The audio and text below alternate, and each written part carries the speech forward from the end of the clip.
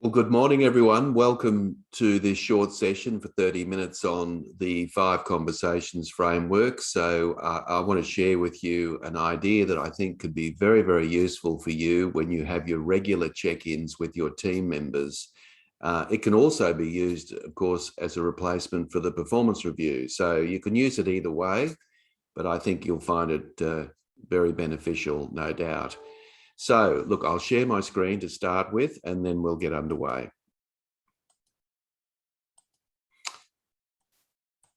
Okay, just a little bit about me.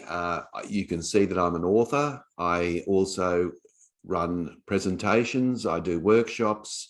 I also executive coach and been doing that for 20 years and thoroughly enjoy what I do. You can also see up in the top right-hand corner, I still play rugby in the Golden Oldies competition here in Brisbane, which causes a bit of grief. We only play, by the way, every second week, and the reason for that is it takes, at my age, 2 weeks to recover. So, but nevertheless, it's all good fun. So welcome everyone, and I hope you enjoy. Now, one of the objections that people have when I share a topic around this is that they might think to themselves, well, regular check-ins are a great idea. I accept that. But regular check-ins aren't always easy because business gets in the way. Busyness can prevent these check-ins from occurring. So I realize that's something that is a challenge for all businesses, and particularly in our remote environment that we're working in today.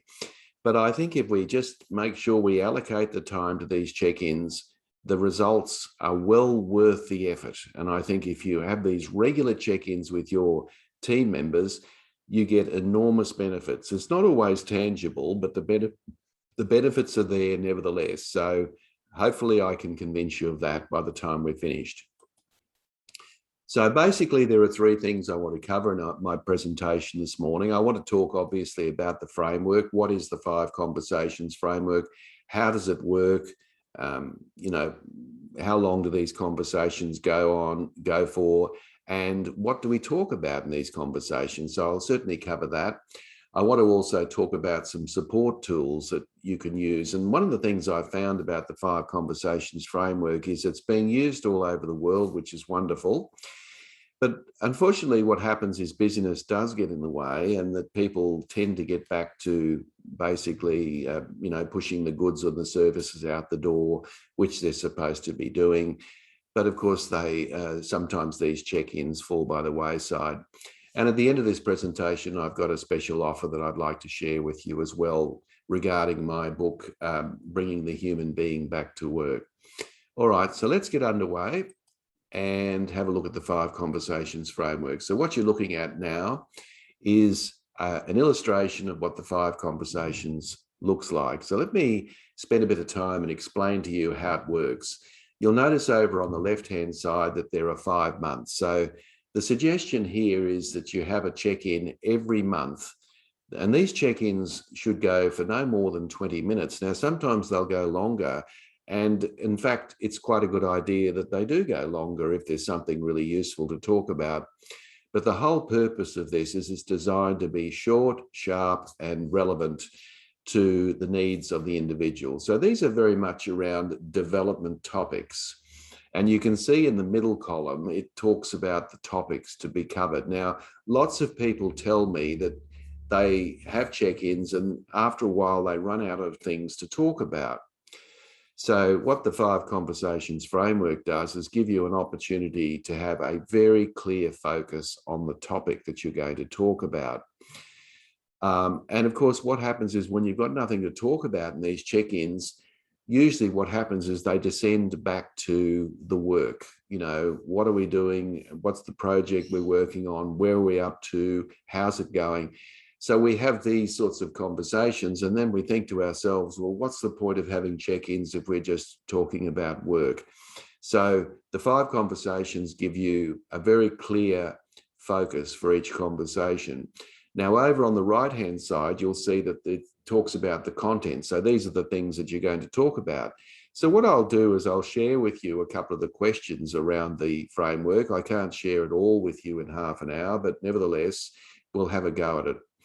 So the very first thing we start off with is a climate review conversation. Now, climate review has nothing to do with the weather, of course. Climate review has got everything to do with the climate going on in the organisation at the time. And the focus is very much on three key things: a person's job satisfaction, the morale that's going on, that's being observed in the team, and communication, both inside the team and beyond. So this is a conversation really about where things are at. And it's a very easy conversation to start with.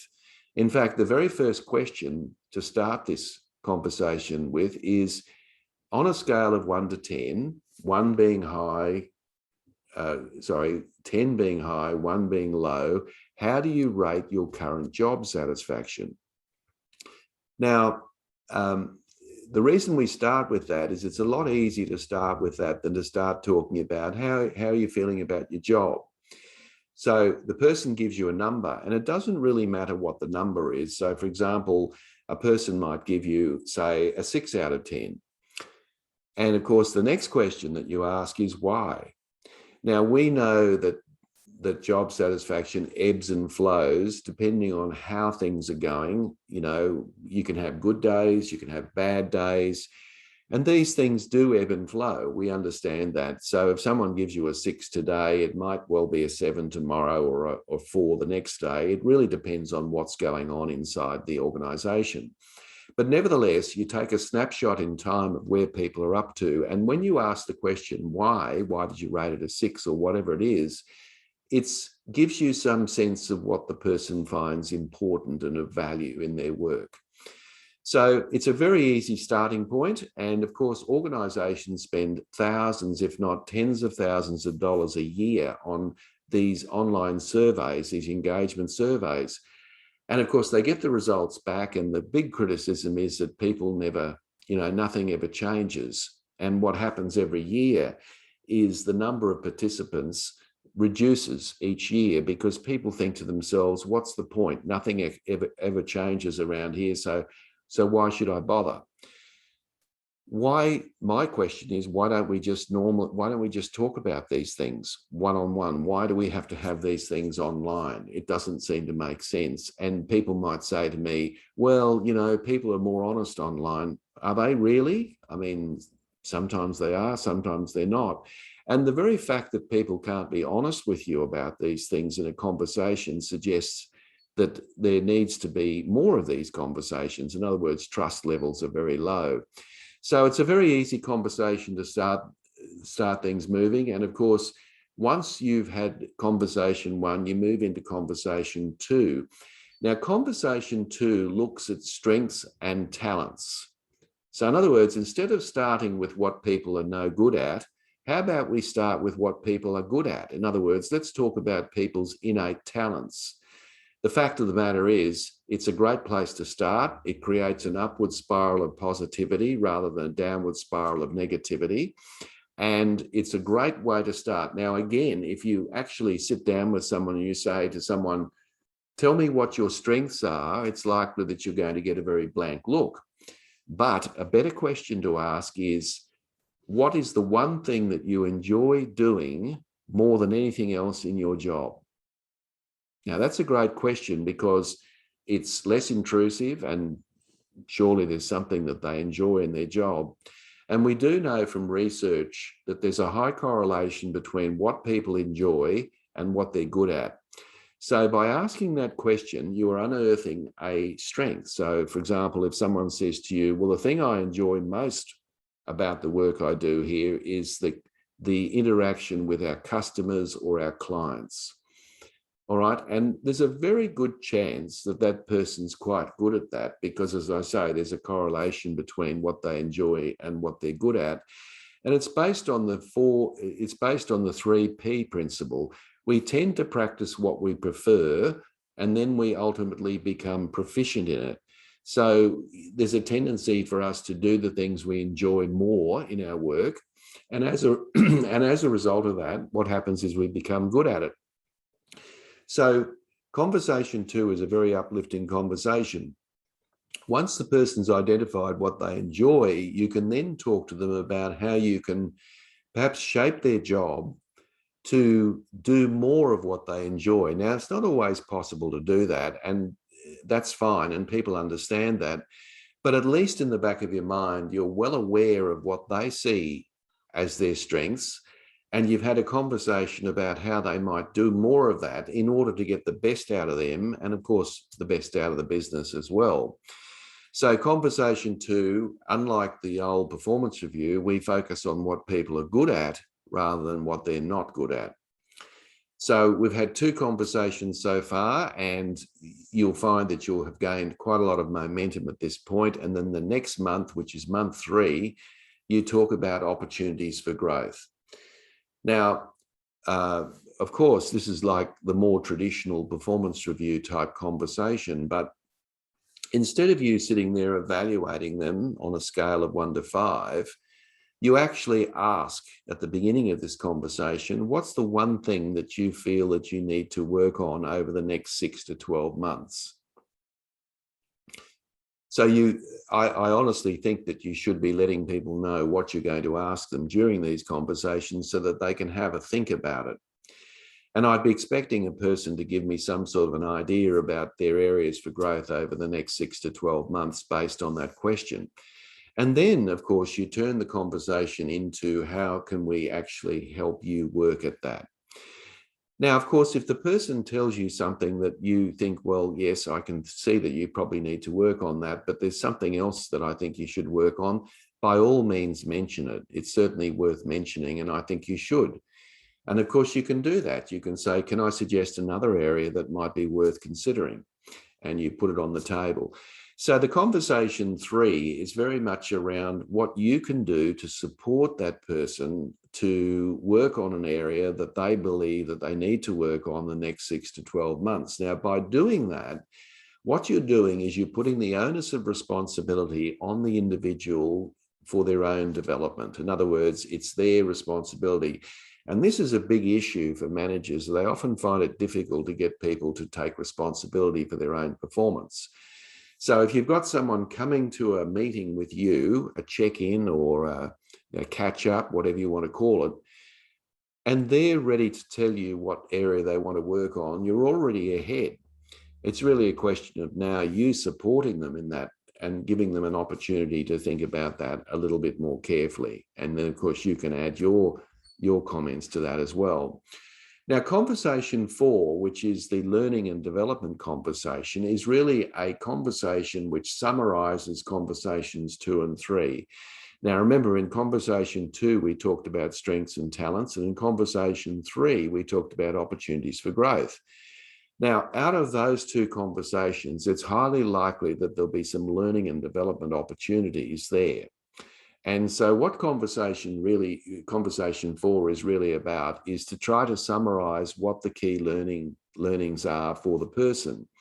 Now, by learning and development, I'm not necessarily suggesting that you need to send people off to one-day programs and all the rest of it.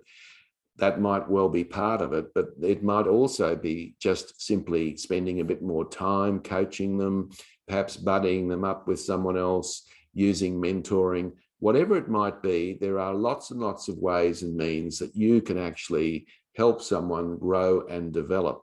So conversation 4 is really around creating an understanding and an awareness with the other person about how they might move forward on some of the things that they need to do to maximize their strengths and to overcome their opportunities for growth.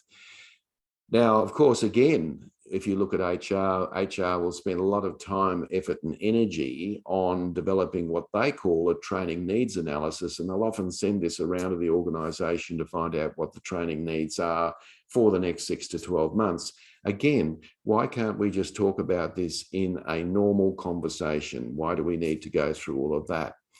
So whereas conversation 4 is very much about the individual and what they can do to improve themselves, conversation 5 has a different focus. Now, in conversation 5, which is the innovation and continuous improvement conversation, What you're really wanting there is for them to bring some ideas to that conversation about how they can improve the efficiency and effectiveness of the organization. Now, there's always things that can be done better, faster, easier, perhaps with more interpersonal cooperation, perhaps it can be done safely. All of these things can be put on the table. But again, forewarn your people so that when they come to that conversation, they've already thought about something to talk about. Otherwise, it may well be that you might talk to people about the area of growth they want, the area of opportunity they want to talk about, and they've got nothing to talk about because they haven't really considered it. And of course, that's a wasted opportunity. So ask people in conversation 5 to come to that meeting with you with an idea. Now, the good news is, well, let's talk about the bad news. If you did this with your team, the truth is that not everything that people will raise with you is actually going to be able to be applied.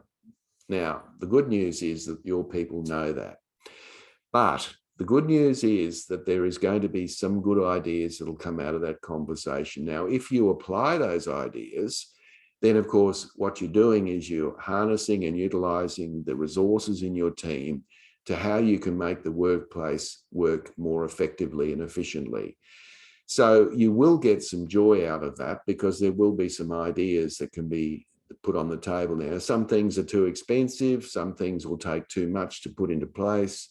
All of those things are very true, but it's quite possible that an idea could come up in that meeting that might be really worthwhile putting into practice. And of course, organizations are always struggling to look at ways of becoming more innovative and always continually improving. So this is an opportunity to have a conversation with your team members around that can be quite effective. So that's the 5 conversations. Now, you might say, well, what happens after month 5?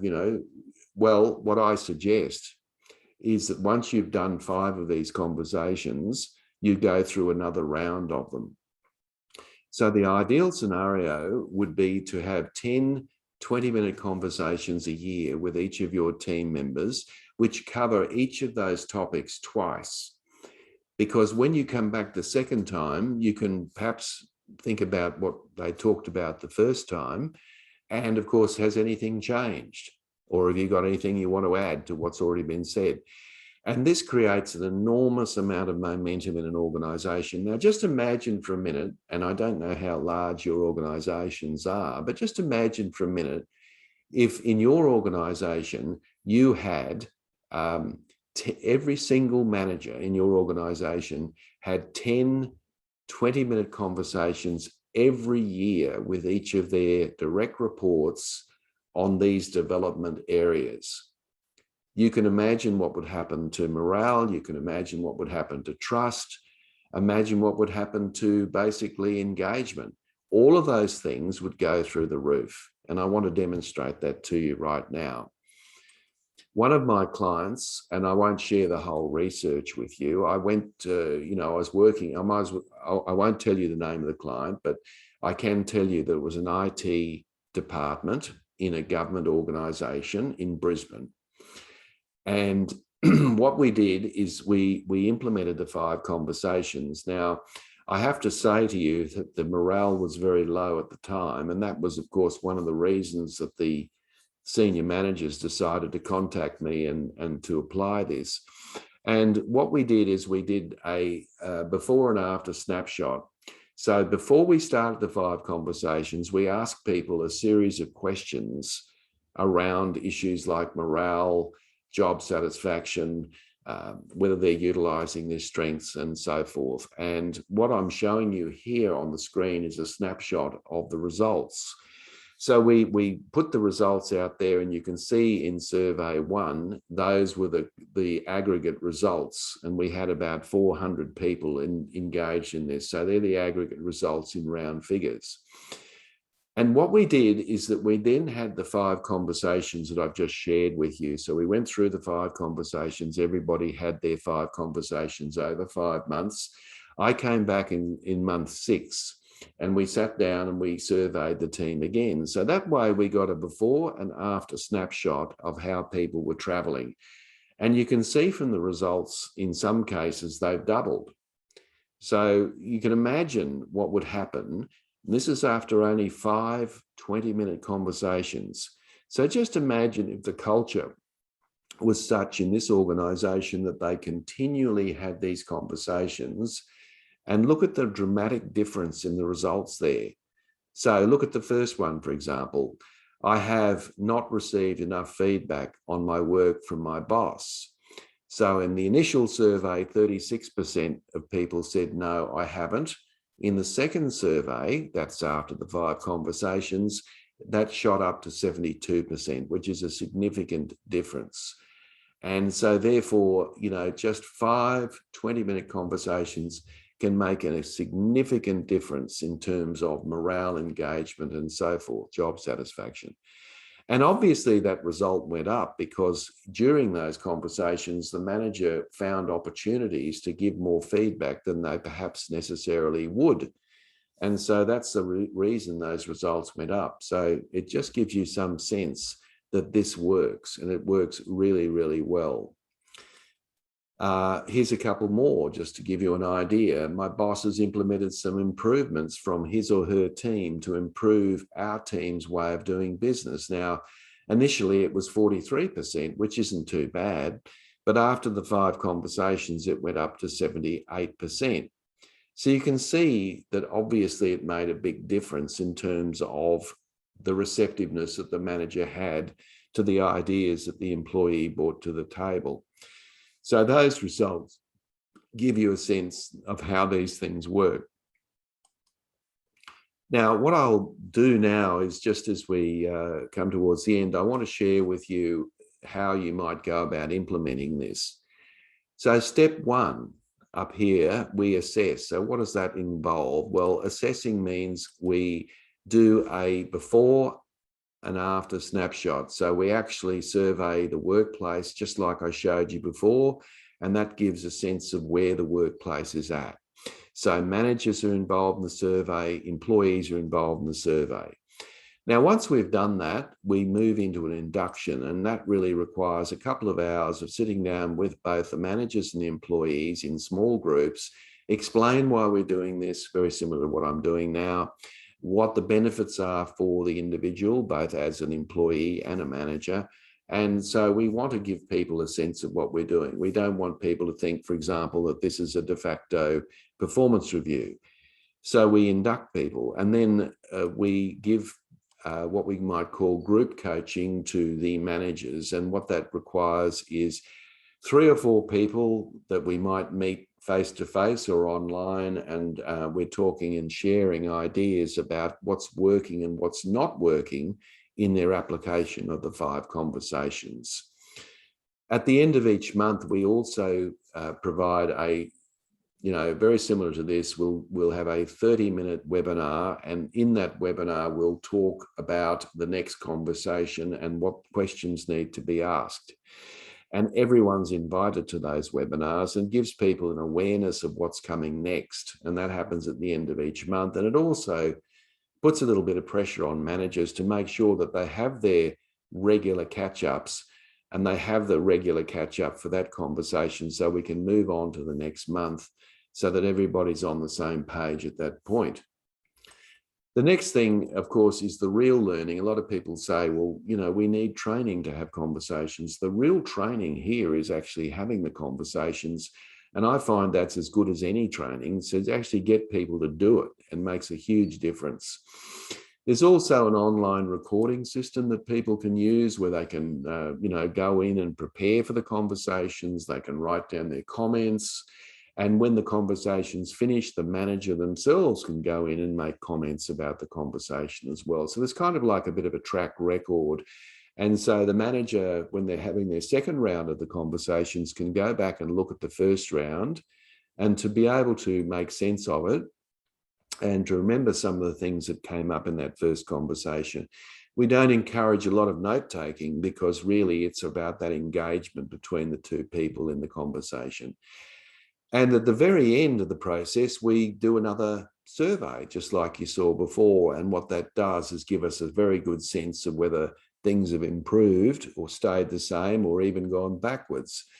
And I can tell you in 99% of cases, the results are profoundly different because people are feeling engaged and involved in the conversations themselves.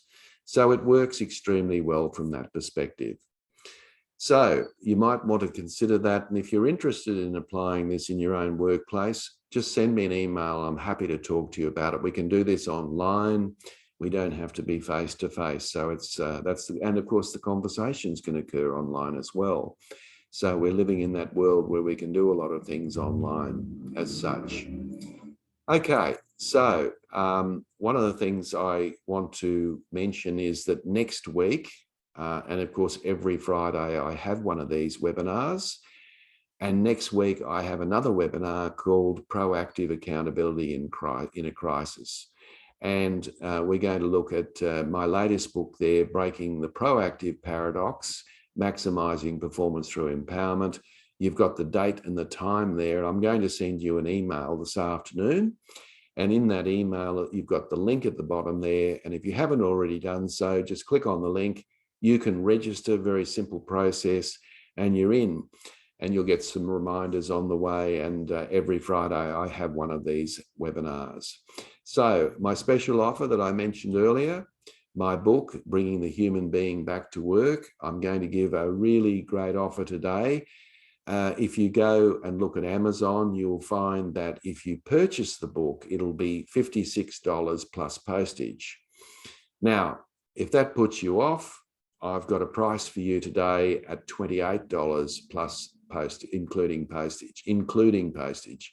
So for $28 inclusive of postage, you can have a copy of Bringing the Human Being Back to Work. Now, what I cover in that book is the 5 conversations in great detail, the questions to ask, and a little bit more information about that. But not only do I talk about that, I also talk about 5 other conversations that you should be having with your team members. So if you're interested, shoot me an email and I will put that in the mail for you and we'll get it sent off to you very, very quickly.